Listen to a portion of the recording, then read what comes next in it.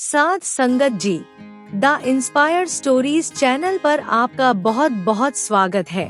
Video शुरू करने से पहले कृपया आप मेरे चैनल को सब्सक्राइब जरूर करें और साथ में बेल आइकन को भी दबा दें ताकि मेरे नए वीडियो का नोटिफिकेशन आपको मिल जाए। और अगर वीडियो अच्छा लगे तो कृपया लाइक, कमेंट और ज्यादा से ज्यादा शेयर करें। अब देर न करते हुए आज की कहानी शुरू करते हैं। साध संगत जी, हम लोगों को बचपन से सिखाया जाता है कि हमेशा लोगों की भलाई करनी चाहिए, क्योंकि लोगों की भलाई करने से ईश्वर खुश होते हैं और हमें हमारी की हुई नेकी का फल जरूर मिलता है। लेकिन जब हम किसी की अच्छाई करते हैं तो बदले में वो हमारे साथ बुरा करता है, तब हमें क्या करना चाहिए? क्या हमें हमेशा नेकी के रास्ते पर ही चलना चाहिए या फिर अपने आप को बदल लेना चाहिए? आज की इस सुंदर और प्रेरणादायक कहानी में आपको पता चलेगा कि जब एक मनुष्य ने भलाई करने के लिए अपना जीवन तक लुटा दिया, तब उसको बदले में क्या मिला। अगर आप भी ये जानना चाहते हैं तो कृपया इस कहानी को अंत तक जरूर सुनें। अब देर ना करते हुए आज की कहानी शुरू करते हैं। प्राचीन समय की बात है। एक गांव में दो भाई बहन रहते थे। उनके माता पिता मर चुके थे। भाई का नाम साजन सिंह और उसकी बहन का नाम देवकी था। वो दोनों एक छोटी सी झोपड़ी में रहते थे। साजन की उम्र अभी 9 साल की थी और उसकी बहन की उम्र 6 साल की थी। साजन गांव में छोटे मोटे काम करके अपने घर का खर्च चलाता था और साथ में अपनी छोटी बहन को पढ़ा भी रहा था। एक दिन उसकी बहन देवकी ने घर आकर बताया कि भैया स्कूल मास्टर कह रहे थे कि आपने अभी तक फीस नहीं भरी और अगर 1-2 दिन के अंदर फीस नहीं भरी तो मुझे स्कूल से निकाल दिया जाएगा। साजन ने उसकी बात सुनकर कहा, बहन तुम चिंता मत करो, मैं बहुत जल्दी तेरे स्कूल की फीस भर दूंगा। अभी मैं काम पर जा रहा हूँ। ये कहकर साजन काम की तलाश में निकल गया। कड़ी धूप में वो गांव के सरपंच के पास गया और जाकर उसने सरपंच से कहा, सरपंच जी क्या मुझे कोई काम मिलेगा? मैंने 2 दिनों से कुछ भी नहीं खाया। मुझे आप काम के बदले में कुछ खाना दे देना। सरपंच ने उसकी बात सुनकर कहा, बेटा अगर तुम्हें खाना ही चाहिए था तो तुम मुझे वैसे ही बता देते, मैं तुम्हें खाना खिला देता हूँ। भूखे पेट तुम काम कैसे करोगे? साजन ने उसकी बात सुनकर कहा, नहीं मालिक, मैं काम के बदले में ही खाना लूंगा। सरपंच को उसकी ये बात बहुत अच्छी लगी कि ये लड़का बचपन में ही इतना अभिमानी है। उसके बाद सरपंच ने उसको कहा, बाहर खेत में गेहूं की बोरियां रखी हुई है, तुम उनको उठाकर अंदर गोदाम में रख दो। सरपंच की बात सुनकर साजन खेत की तरफ चला गया और बोरियां उठाकर गोदाम में रखने लगा। उसको काम करते करते सुबह से शाम हो गई, लेकिन वो हिम्मत नहीं हारता और मेहनत से अपना काम करते रहता है। काम खत्म करने के बाद साजन सरपंच के पास पहुंचा और उसको कहा, मालिक मैंने सारी बोरियां गोदाम में रख दी है, अब मुझे कृपया करके कुछ खाना दे दीजिए। तभी सरपंच का नौकर अंदर आया और सरपंच से बोला, मालिक गोदाम के अंदर 19 बोरियां ही है, लेकिन बाहर खेत में 20 बोरियां रखी हुई थी। लगता है इस लड़के ने एक बोरी किसी को बेच दी है। सरपंच को ये सुनकर गुस्सा आ गया। उसने अपने नौकर से कहा, इसको बाहर ले जाओ और इसकी पिटाई करो। साजन सरपंच की बात सुनकर डर गया और बोला, मालिक मैंने कोई चोरी नहीं की है, मैंने तो अपना काम मेहनत और ईमानदारी से किया है। लेकिन सरपंच को उसके ऊपर तरस नहीं आया। सरपंच के नौकर साजन को बाहर ले गए और उसे डंडे से बहुत मारा और उसके बाद उसे वहां से भगा दिया। साजन के हाथ पैर में बहुत ज्यादा चोट लगी थी।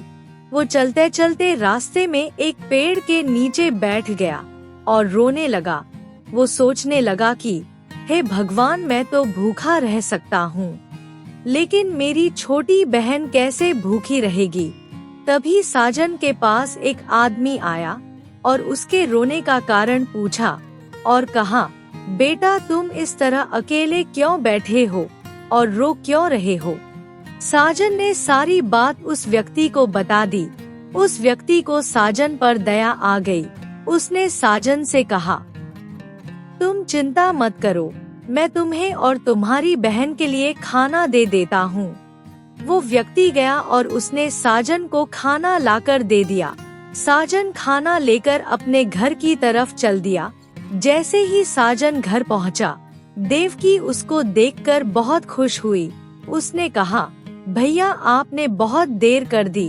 तब साजन ने कहा, बहन खाना लाने में थोड़ी देर हो गई, चलो आओ, मैं पहले तुमको खाना खिलाता हूँ, तुम्हें बहुत भूख लगी होगी। दोनों भाई बहन खाना खाकर सो गए। अगले दिन साजन अपनी बहन को लेकर स्कूल की तरफ चल दिया। उसने देवकी को स्कूल में भेजा और खुद मास्टर जी से मिलने चला गया। साजन को देखकर मास्टर जी ने कहा, साजन 1 महीना बीत चुका है, लेकिन अभी तक तुमने अपनी बहन की फीस नहीं भरी। साजन ने उनकी बात सुनकर कहा, मास्टर जी मेरे पास पैसे तो नहीं हैं, पर आप जो भी काम कहोगे वो मैं कर दूंगा। मास्टर जी ने कुछ देर सोचा और फिर उसे कहा, अच्छा तुम एक काम करो, बाहर जाकर स्कूल की सारी सफाई कर दो, इसके बदले में मैं तुम्हारी बहन की फीस माफ कर दूंगा। साजन बाहर आकर स्कूल की सफाई करने लगा। सफाई करते करते उसको दोपहर हो गई और स्कूल की छुट्टी भी हो गई। देवकी बाहर आकर साजन को देखती है तो उससे पूछती है, भैया आप घर नहीं गए। साजन ने कहा, नहीं बहन, मैं तुम्हारा ही इंतजार कर रहा था। फिर साजन उसको लेकर घर की तरफ चला गया। इसी तरह से कुछ साल बीत गए और दोनों भाई बहन बड़े हो जाते हैं। फिर एक दिन साजन घर आता है और देवकी को पुकारता है और उसको कहता है, बहन देखो, मैं तुम्हारे लिए कपड़े लाया हूँ।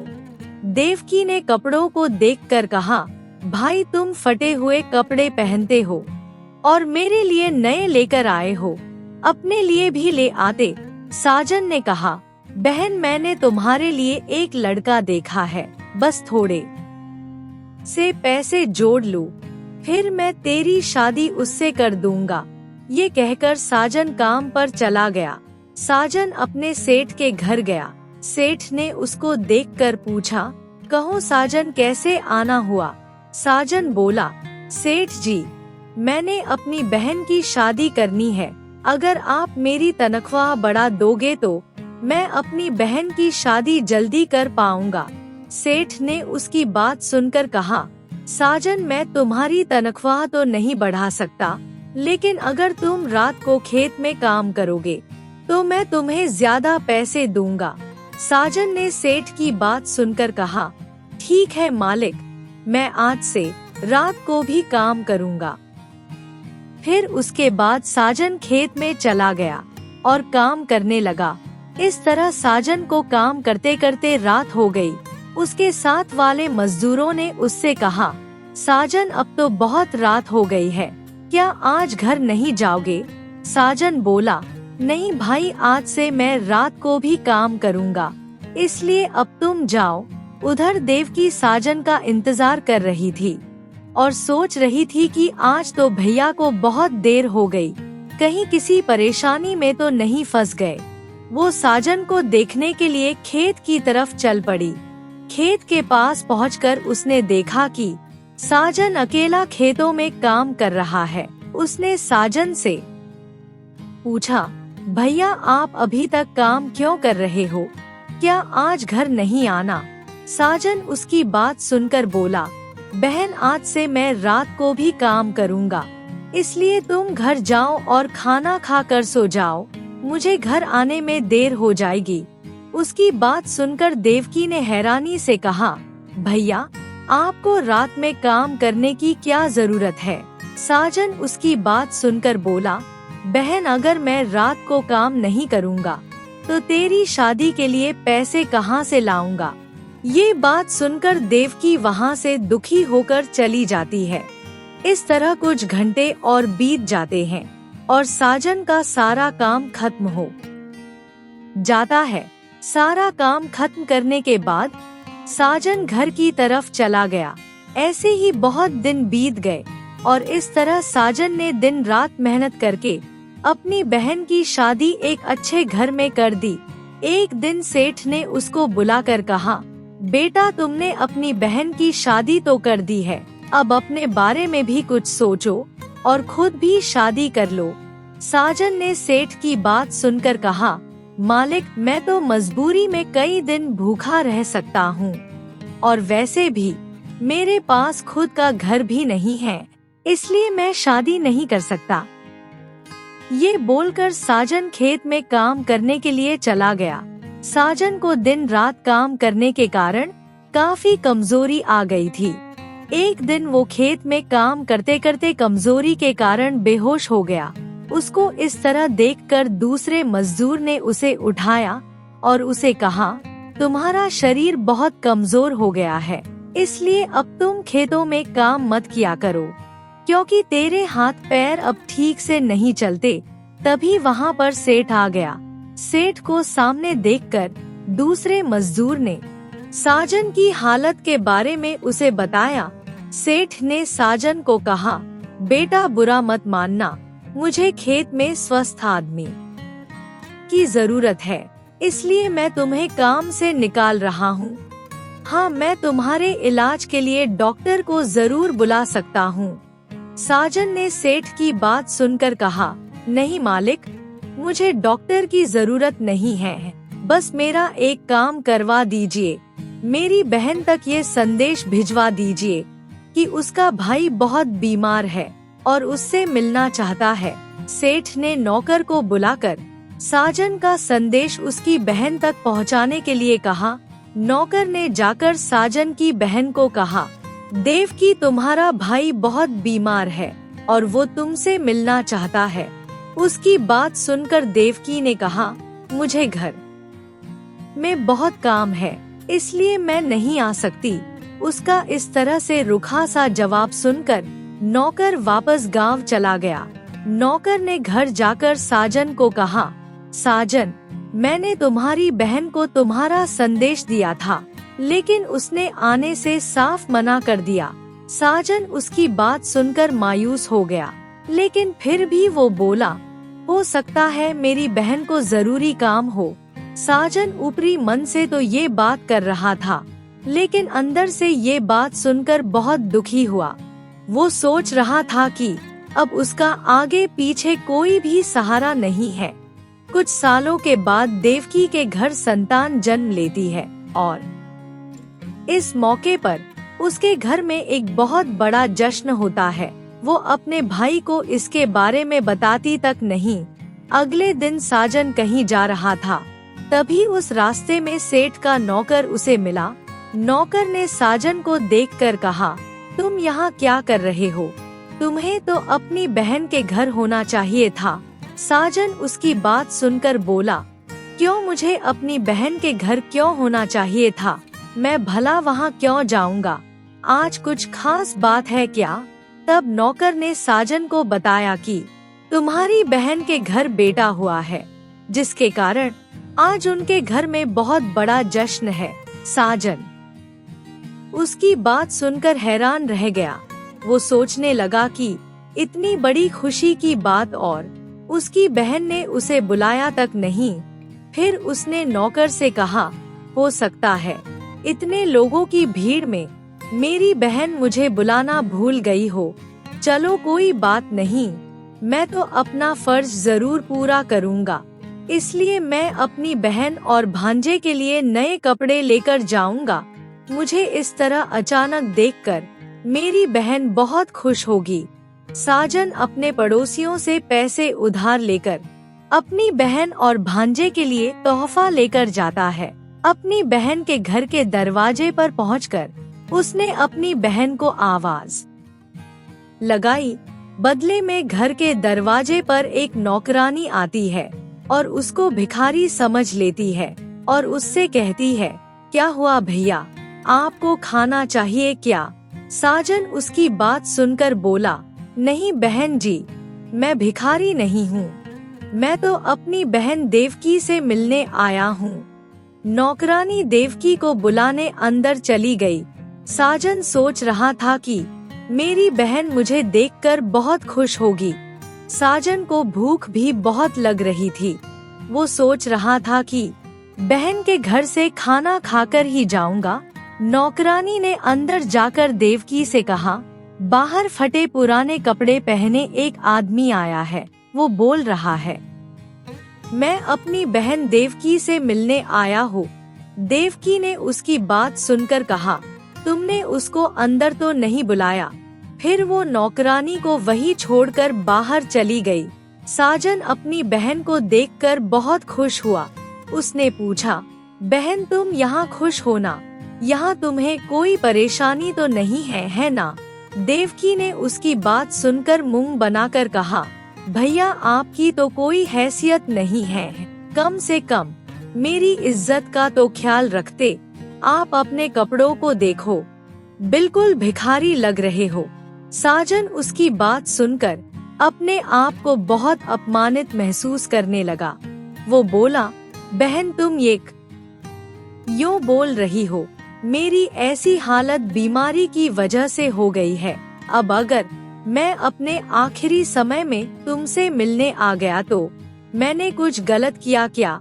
देवकी ने उसकी बात सुनकर कहा, ठीक है अब तुम जाओ यहाँ से। साजन उसकी बात सुनकर बोला, बहन अगर मैं तुमसे कुछ मांगू तो मुझे दे दोगी क्या? देवकी सोचने लगी कि ये भिखारी कहीं पैसे ना मांग ले। फिर वो बोली, देख साजन, चुपचाप यहाँ से चले जाओ, मेरे पास पैसे नहीं हैं। साजन उसकी बात सुनकर बोला, नहीं नहीं बहन, मुझे तुमसे पैसे नहीं चाहिए, चलो ठीक है अब मैं जा रहा हूँ, तुम अपना ख्याल रखना। साजन देवकी के घर के पीछे जाकर सो गया, क्योंकि कमजोरी के कारण वो काफी थक गया था। सुबह से शाम हो गई। साजन को बहुत भूख लग रही थी। वो मजबूरी में फिर अपनी बहन के घर गया और देवकी को बुलाने लगा। नौकरानी ने जब उसे देखा तो देवकी को जाकर कहा, वो भिखारी फिर से आ गया है और तुम्हें बुला रहा है। देवकी ने उसकी बात सुनकर कहा, उस भिखारी को डंडे से मारकर भगा दो। नौकरानी उसकी बात सुनकर बोली, मालकिन आप एक बार उसकी बात सुन तो लो कि वो क्या कहना चाहता है। देवकी उसकी बात सुनकर बाहर चली गई और जाकर उससे पूछा, अब क्या हुआ, क्यों चिल्ला रहे हो? साजन उसकी बात सुनकर बोला, बहन मैंने 2 दिन से कुछ नहीं खाया, तुम मुझे थोड़ा सा खाना ही दे दो, नहीं तो मैं भूख से मर जाऊंगा। देवकी साजन को एक कमरे में ले गई और बोली, मैं तेरे लिए खाना लेकर आती हूँ, लेकिन तुम इस कमरे से बाहर मत निकलना। साजन बोला, हाँ बहन मैं बाहर नहीं निकलूंगा। देवकी बाहर से दरवाजा बंद करके चली गई और अपने बेटे के जश्न में मगन हो गई। वो अपने भाई को पूरी तरह से भूल गई और यहाँ साजन भूख से तड़प रहा था। उससे भूख बर्दाश्त नहीं हुई। वो जोर जोर से दरवाजा पीटने लगा। तभी नौकरानी ने दरवाजा खोला और साजन चुपचाप वहाँ से चला गया और चलते चलते कमजोरी के कारण गिर गया और बेहोश हो गया। अगले दिन उसे होश आया। उसने देखा कि वो एक जंगल में है। तभी उसे वहाँ एक महात्मा बैठे हुए नजर आए। महात्मा ने उससे पूछा, बेटा तुम कौन हो और इस जंगल में क्या कर रहे हो? साजन अपनी सारी बात महात्मा को बताता है और फिर रोते हुए पूछता है, गुरुजी क्या नेकी करना बुरी बात है? मैंने तो अपना सारा बचपन अपनी बहन की सेवा में लगा दिया, लेकिन उसके बाद भी मुझे क्या मिला? क्या मैंने कुछ गलत किया था? महात्मा को उसके ऊपर दया आ गई। महात्मा ने उससे कहा, बेटा तुमने अपनी तरफ से तो नेकी का काम किया है, लेकिन बदले में अगर कोई बुरा करता है तो तुम्हें उसका बुरा नहीं सोचना चाहिए, बल्कि अपने नेकी के रास्ते पर ही चलना चाहिए, क्योंकि नेकी के रास्ते पर चलने वाले को शुरू में कुछ परेशानियां जरूर आती है, लेकिन अंत में परमात्मा उसका भला ही करता है। फिर उसके बाद महात्मा ने उसे खाने के लिए एक टोकरी में कुछ फल दिए और कहा, रास्ते में इसे खा लेना। साजन महात्मा का धन्यवाद देकर वापस चल दिया। साजन घर पहुंचा। जब वो फल खाने लगा तो उसने देखा कि टोकरी में फलों के नीचे हीरे मोती पड़े हुए थे। साजन इतने सारे कीमती पत्थर देखकर हैरान रह गया। वो सोचने लगा कि वो महात्मा कोई साधारण महात्मा नहीं थे, वो जरूर कोई भगवान का रूप थे। उसने मन ही मन महात्मा का धन्यवाद किया और कुछ ही दिनों के अंदर साजन नगर का सबसे धनवान आदमी बन गया। उसे अब किसी भी चीज की कमी नहीं थी।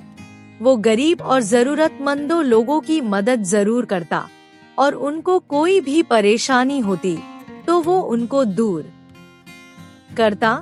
और उधर एक दिन देवकी का बेटा बहुत बीमार हो गया। उसके इलाज में बहुत सारे पैसे खर्च हो गए। वो बहुत परेशान रहने लगी। तब एक दिन नौकरानी ने उससे कहा, मालकिन मैंने सुना है कि आपका भाई बहुत धनवान हो गया है। अगर आप अपने बेटे को लेकर उसके पास जाएंगी तो वो आपकी मदद जरूर करेगा, क्योंकि उसके घर से कोई भी कभी खाली हाथ वापस नहीं आता और आप तो उनकी बहन हो। देवकी उसकी बात सुनकर बोली, अब मैं उनके पास किस मुंह से जाऊं?